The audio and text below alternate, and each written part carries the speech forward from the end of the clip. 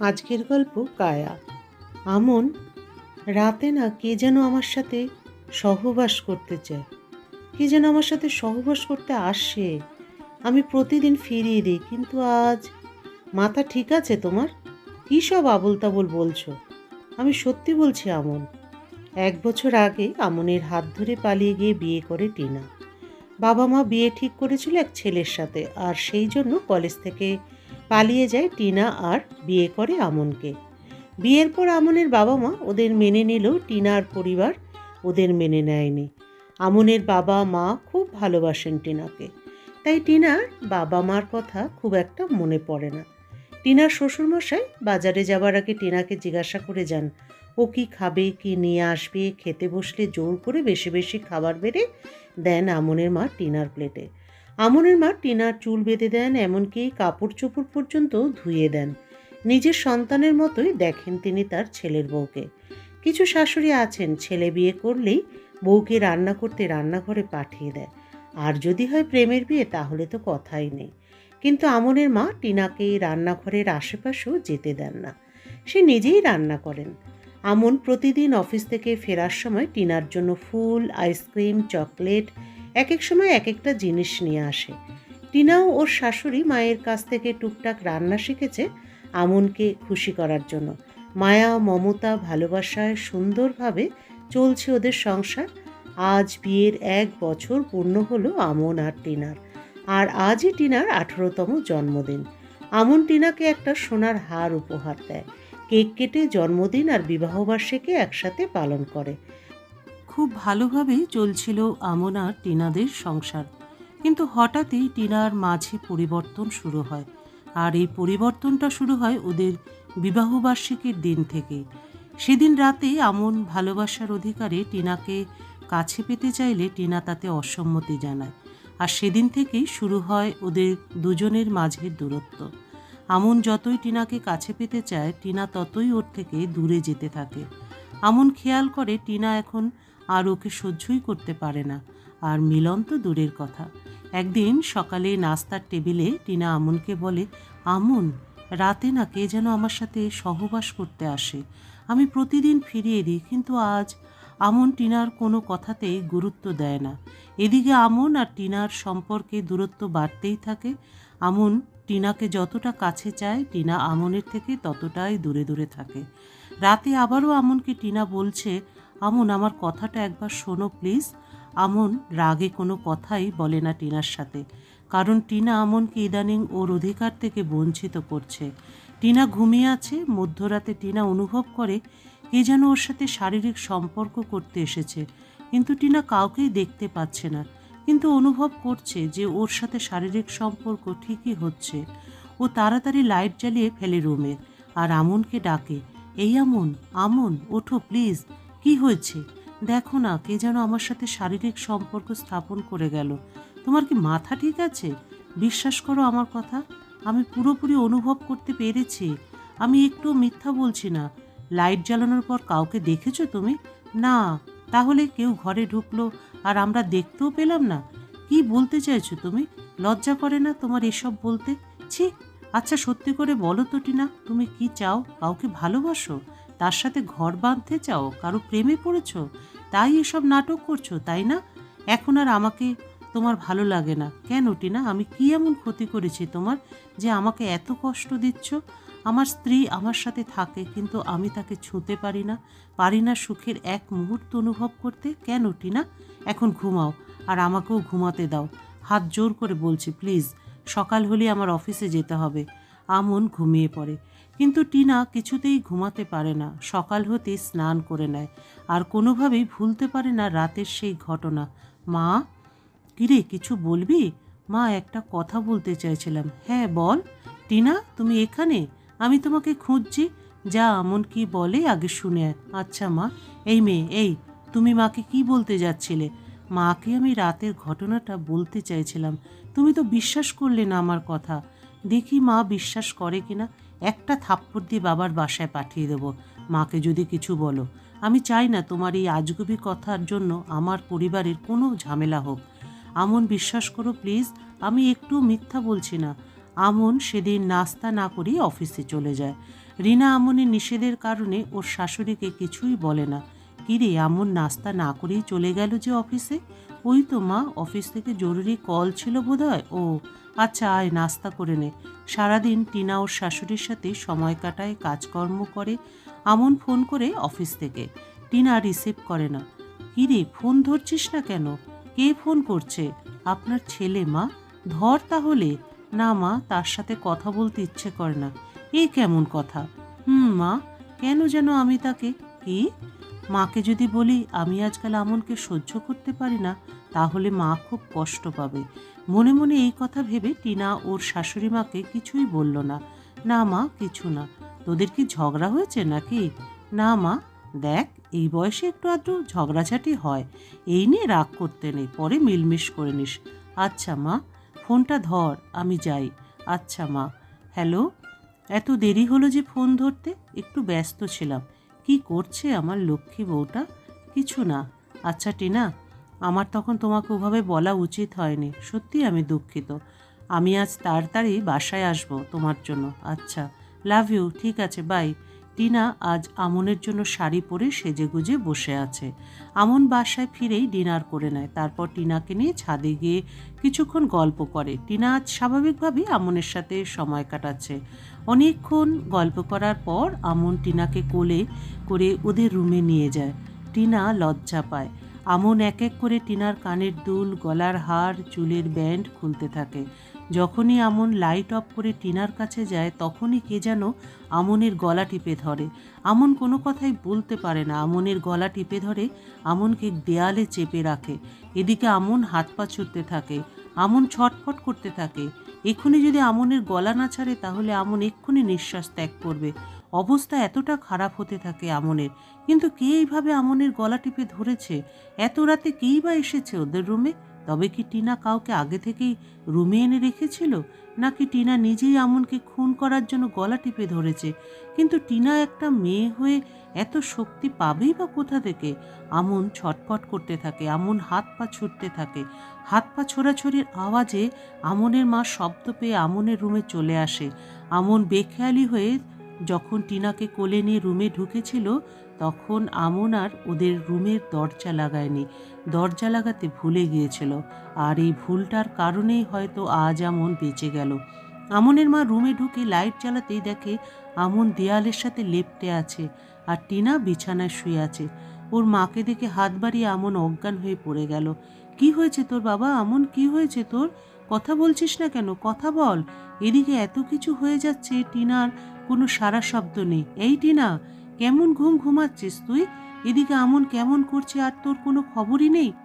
আমনের মায়ের ডাকাডাকিতে টিনা তাড়াতাড়ি বিছানা থেকে উঠে আমনের কাছে আসে। কি হয়েছে মা আমনের? আমন, এই আমন, কি হয়েছে তোমার? মা, আমনের কি হয়েছে? আমি কিভাবে জানবো? রুমে কি আমি ছিলাম? তুই আর আমন ছিলি। টিনা তাড়াতাড়ি করে আমনের মুখে জল এনে ছেটাতে লাগলো। কিছুক্ষণ পর আমনের জ্ঞান ফেরে। কি হয়েছে আমন তোর? কি হয়েছে আমন তোমার? আমন কোনো কথা বলতে পারছে না। ওর মাকে বুকে জড়িয়ে ধরে কাঁদছে আর ইশারায় খাট দেখিয়ে দিচ্ছে। আমনের মা আর টিনা আমনকে ধরে নিয়ে খাটে শুইয়ে দেয়। আমন কোনো কথা বলে না। চোখ থেকে জল গড়িয়ে পড়ছে আমনের, আর সারা শরীর ঘামছে। আমনের মা তোয়ালে ভিজিয়ে আমনের শরীর মুছিয়ে দেয়। টিনা আমনের হাতে পায়ে তেল মালিশ করে। কিছুক্ষণ পর আমন কথা বলে। টিনা, কে আমার গলা টিপে ধরেছিল?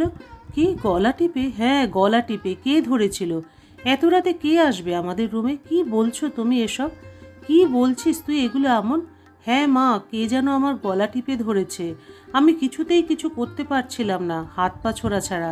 আর টিনা, আমার ছটফটের আওয়াজে মা পাশের রুম থেকে চলে আসলো, আর তুমি আমাকে একটু বাঁচাতে আসলে না? বসে বসে আমার মরণ যন্ত্রণা দেখছিলে? বিশ্বাস করো আমন, তোমার কি হয়েছে বা কেন হয়েছে, কিভাবে হয়েছে, আমি কিছুই জানি না। আমি কিছুই দেখিনি। কি, এত কিছু হয়ে গেল আর তুমি কিছুই দেখোনি আর কিছুই বোঝোনি? প্লিজ আমাকে বিশ্বাস করো। মা যখন এসে আমাকে ডাকলে, তখনই আমি বিছানা থেকে উঠে দেখি তুমি মেঝেতে পড়ে আছো আর মা তোমাকে ধরে রেখেছেন। পরে আমি তাড়াতাড়ি উঠে তোমার কাছে আসি, আর তারপর মা আর আমি দুজনে মিলে তোমাকে খাটে এনে শোয়াই। এর আগে কি হয়েছে আমি কিচ্ছু জানি না।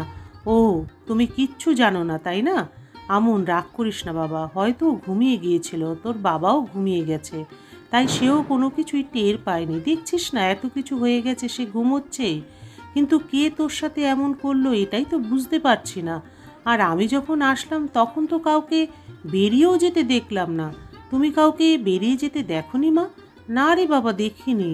আচ্ছা শোন বাবা, ঘুমা তুই একটু, পরে এসব নিয়ে কথা হবে। টিনা, তুই ঠিক করে দরজাটা একটু বন্ধ করিস। আচ্ছা মা, আমি তাহলে যাই আমন। আচ্ছা যাও মা। আমন দু চোখ বন্ধ করে শুয়ে থাকে। টিনা আমনের বুকের ওপর হাত রাখতেই আমন টিনার হাতটা সরিয়ে দেয়। দুজন চুপচাপ শুয়ে থাকে। সকাল হয়। আমনের মাথায় শুধু রাতের ঘটনাটাই ঘুরতে থাকে। কে ওকে মারতে চাইলো? কি দোষই বা ওর? তবে কি টিনা?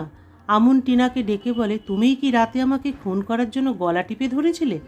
কি বলছো তুমি? আমি কেন আমার ভালোবাসাকে খুন করতে চাইবো? সেটাই তো। টিনা কেন নিজের স্বামীকে খুন করতে চাইবে? না না, ওকে কেন আমি ভুল বুঝছি। কিন্তু কি এই ঘটনার পেছনে তার রহস্য তো উদ্ঘাটন করতেই হবে।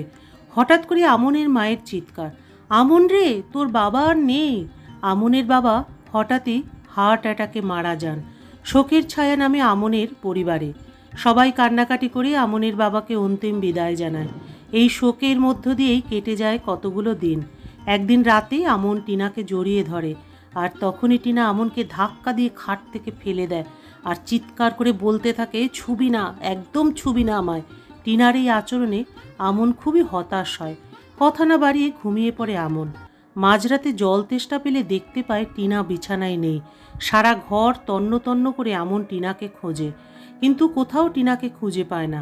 হঠাৎ আমন যা দেখতে পেল তা দেখার জন্য আমন প্রস্তুত ছিল না। আমন বারান্দায় গিয়ে দেখে এত রাতে টিনা পুরো বাগানে মাটি থেকে দুহাত উঁচুতে শূন্যে হাঁটছে। আমন দেখতে দেখতে টিনা এবার শূন্য থেকে মাটিতে দাঁড়ায় আর ঘরের দিকে আসার জন্য রওনা দেয়। আমন তাড়াতাড়ি করে ঘুমানোর ভান করে বিছানায় শুয়ে পড়ে। টিনা আমনের পাশে এসে আমন ভয়ে কাঁপতে থাকে, কিন্তু আপাতত কিছুই বলে না টিনাকে। কিছুক্ষণ পর টিনা, আমন, এই আমন, কাঁপছো কেন তুমি? আমন কোনো কথা বলে না। কোনো কথা না বলে আমন নাক ডাকার চেষ্টা করে, যাতে টিনা ভাবে ও গভীর ঘুমে আচ্ছন্ন। সকাল হতেই আমন ওর মায়ের কাছে যায়। টিনা এখনো ঘুমোচ্ছে। মা, তুমি কি উঠেছো? হ্যাঁ, দাঁড়া। কি রে, এত সকালে উঠে পড়লি? মা গো। আমন ওর মাকে জড়িয়ে ধরে। কি হয়েছে, তুই এমন করছিস কেন? মা জানো, গতকাল মাঝরাতে হঠাৎ আমি জল খেতে উঠি, আর উঠেই দেখি টিনা খাটে নেই। তাতে কি, হয়তো টয়লেটে গিয়েছিল। না মা, আমি পরে ওকে সারা ঘর তন্ন তন্ন করে খুঁজি, কিন্তু কোথাও পাই না। তারপর যা দেখি তা দেখার জন্য আমার চোখ কখনোই প্রস্তুত ছিল না। কি দেখেছিস বল? দেখি যে টিনা সারা বাগান ঘুরে বেড়াচ্ছে। ও তো রাতে ভয় পায়, কারেন্ট গেলেই তো একা রুমে থাকতে চায় না। সারা বাগান এত রাতেও ঘুরবে কি করে? তুই হয়তো ভুল দেখেছিস। আরে শোনো না, শুধু কি ঘুরছে, সারা বাগানে মাটি থেকে 2 হাত উঁচুতে শূন্যে হাঁটছে। কি? হ্যাঁ মা, আমি নিজেও আমার চোখে বিশ্বাস করতে পারছিলাম না। তারপর কি হলো? তারপর কিছুক্ষণ ওইভাবে হেঁটে আবার রুমে চলে আসলো, আর আমি ঘুমের ভান করে শুয়ে রইলাম। আমার সারা শরীর ভয়ে অবশ হয়ে আসছিল। রাতে কিছু বলিনি যদি কিছু করে ফেলে, আর তোমাকেও বলিনি চিন্তা করবে বলে। তাই সকাল হবার অপেক্ষায় ছিলাম। একটু চিন্তা করে আমনের মা বলে, দাঁড়া, এই মুহূর্তে টিনাকে কিছু বলার দরকার নেই। এখানে একজন নামকরা পীর বাবা থাকে, তার কাছে গিয়ে সব বলি। সেই দিনই বিকেলবেলা আমনের মা পীর বাবার কাছে যায় আর সব ঘটনাটা খুলে বলে। তিনি তখন কী সব মন্ত্র পড়ে আমনের মাকে বলে 18 বছর না হওয়া পর্যন্ত সেই জিনটা ওর কাছে আসতে পারেনি। যেদিনই ওর 18 বছর পূর্ণ হয়েছে ওই জিন ওর ওপর এসে গেছে। এখন কি করব আমরা তাহলে? ওর তো আগে থেকেই চিকিৎসা করার দরকার ছিল। ওর পরিবারের কেউ আপনাদের ওর এই সমস্যার কথা জানায়নি? না, কেউ তো কিছু বলেনি। তাছাড়া ওরা নিজেরা ভালোবাসা করে বিয়ে করেছে বলে তারা মেয়ে জামাইকে মেনে নেয়নি, আর সেই জন্য তাদের সাথে আমাদের ভালো সম্পর্কও নেই। আপনি ওর মায়ের কাছে ফোন করে জিজ্ঞাসা করুন, আমার কথার সাথে মিলিয়ে দেখুন মেলে কিনা। আমি এই পানিটা পরে দিচ্ছি আর তেল পরে দিব, আপনি ওর গায়ে দিয়ে দেবেন। তারপর কি হয় আমাকে জানাবেন। আমনের মা টিনার মোবাইল নিয়ে টিনার মাকে ফোন করে জিজ্ঞাসা করে যে টিনার অতীতে কোনো ঘটনা ঘটেছিল কিনা, কিন্তু টিনার মা অস্বীকার করে আর বলে টিনার সাথে কোনো স্মরণীয় ঘটনা ঘটেছিল বলে তার অন্তত মনে পড়ছে না। আর এমন সময় টিনার রুম থেকে হঠাৎ চিৎকারের শব্দ আসে। আমনের মা দৌড়ে টিনার রুমে যায়।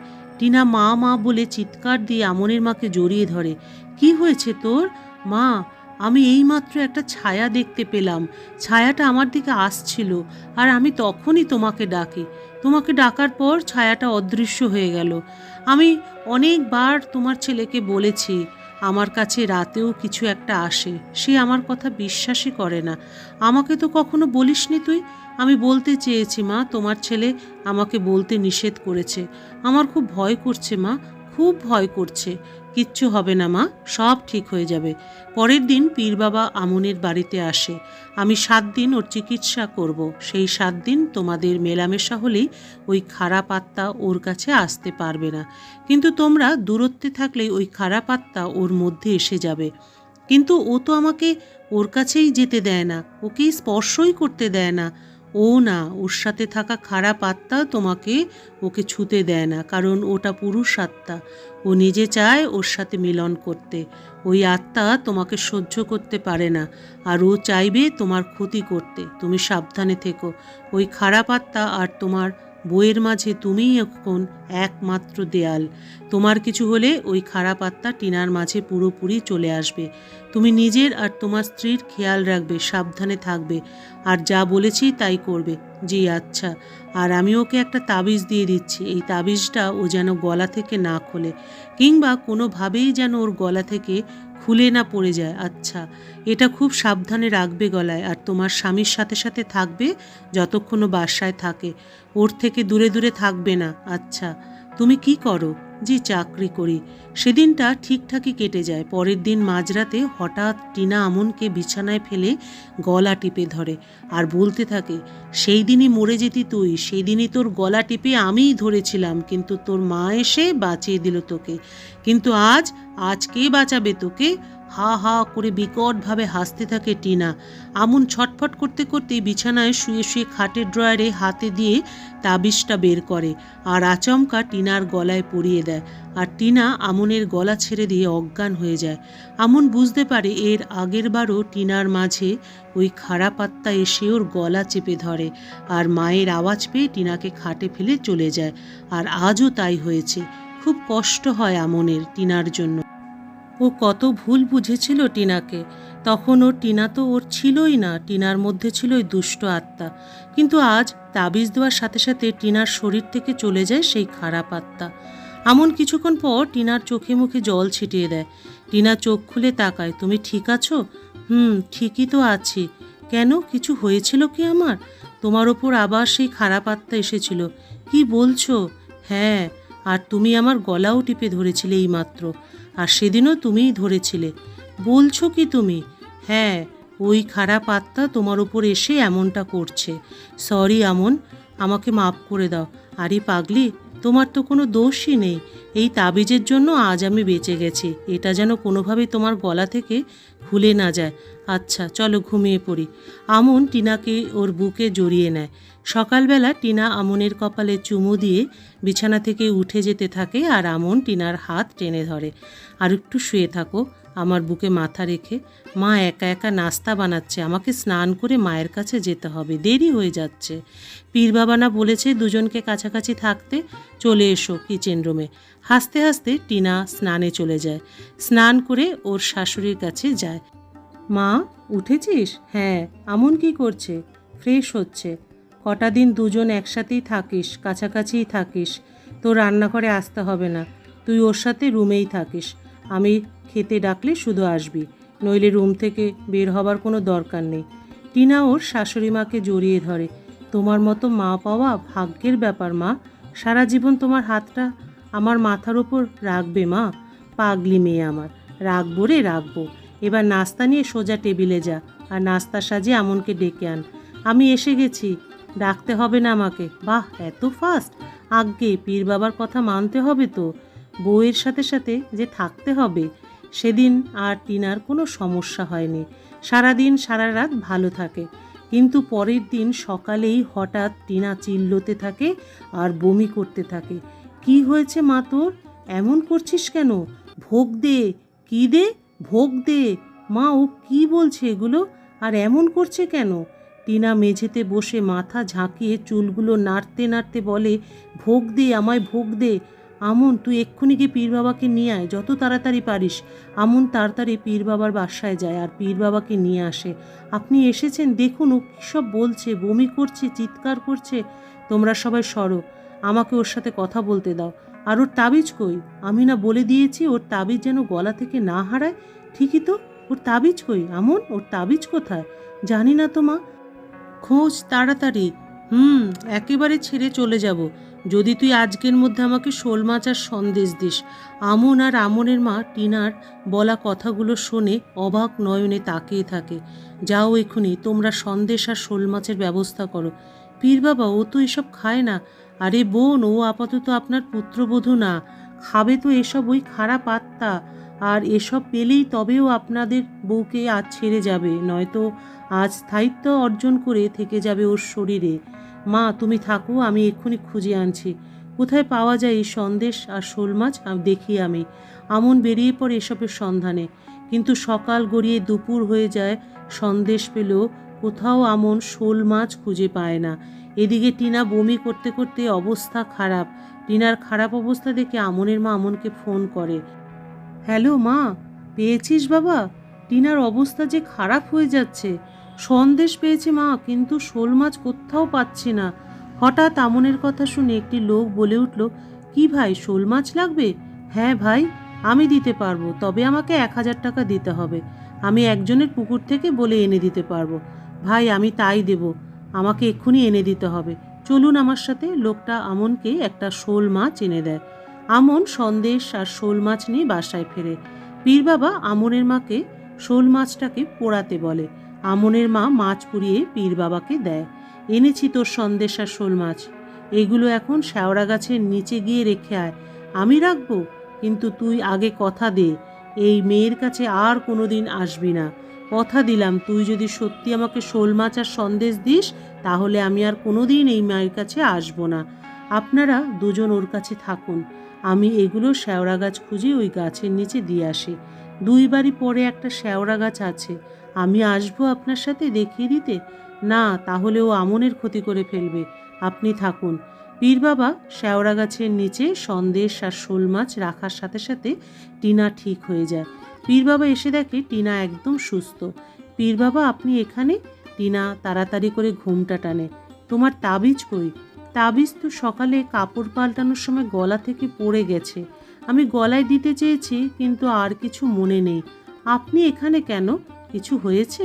না, কিছু হয়নি। তবে আজ থেকে তুমি মুক্ত ওই খারাপ আত্মা থেকে। আমার মনে হয় না ও আর তোমার কাছে কোনো দিন আসবে। ওর কথা কিভাবে বিশ্বাস করব আমরা পীর বাবা?